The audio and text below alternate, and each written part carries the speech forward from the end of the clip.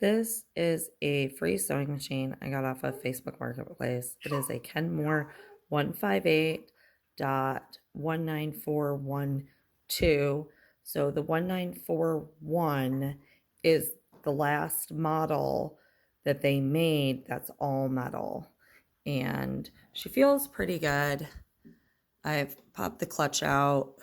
Things move really smoothly, but when I put the clutch in, it gets a little harder to turn. So I cannot recommend enough that before you ever plug in and run your sewing machine, that you open it up. So this one is pretty easy. This one just pops up, but you're gonna open it up and you're going to oil everything that moves in here.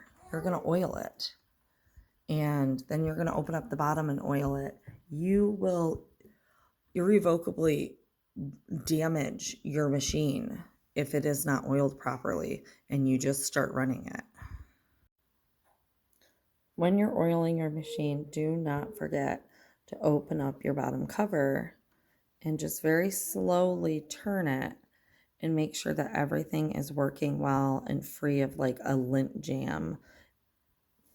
There shouldn't be a quote-unquote felt pad down here that needs to be oiled. If you see a wad of something that looks like felt, it's probably just lint that's built up.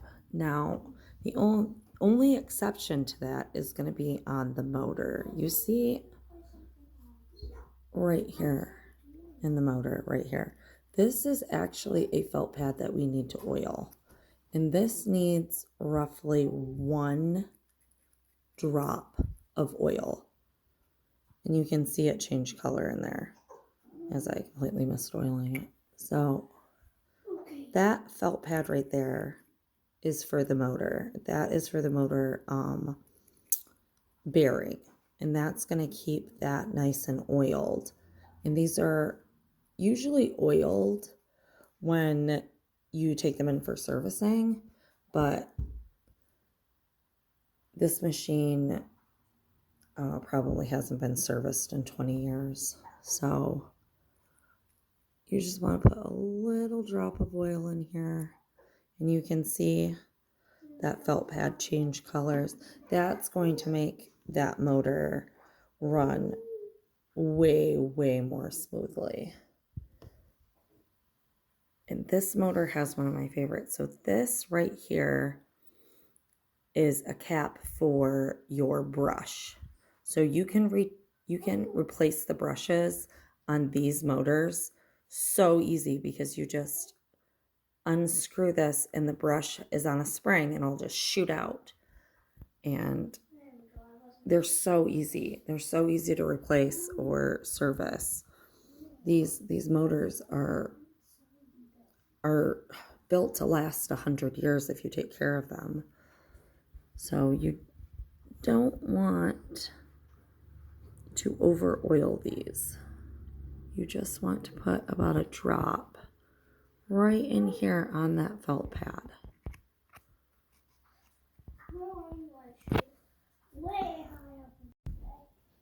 Another really good example of why you want to check your machine before running it.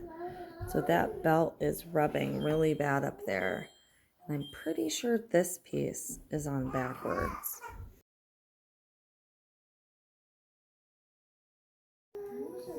I flipped it around and that looks a lot better. That's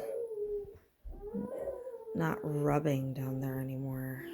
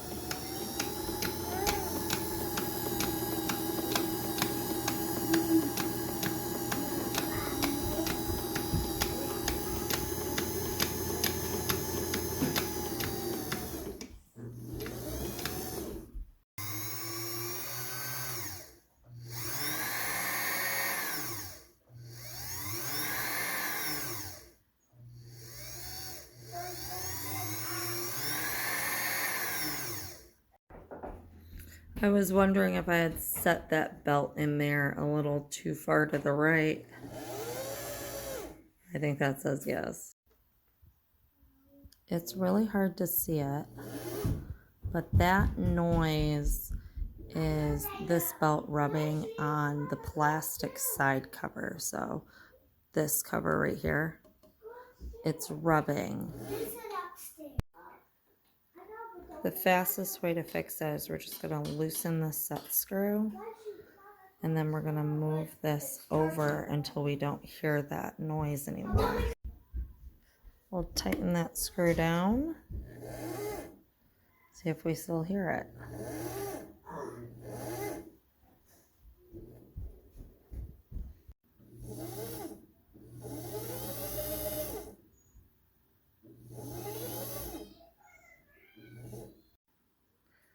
I figured out the problem. So I didn't notice right away that I needed to flip around the belt holder on this motor, and these two Phillips screws right here, I loosened those and shimmied the motor over to keep it from rubbing on the upper pulley here.